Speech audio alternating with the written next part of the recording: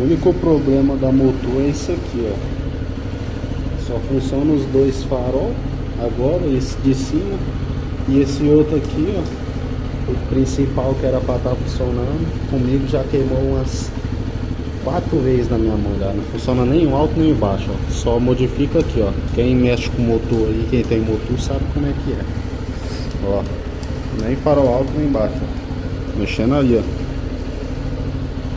Só funciona aqui, ó. Aí agora se eu quiser eu tenho que agendar lá na moto de novo, esperar mais uma eternidade para poder trocar.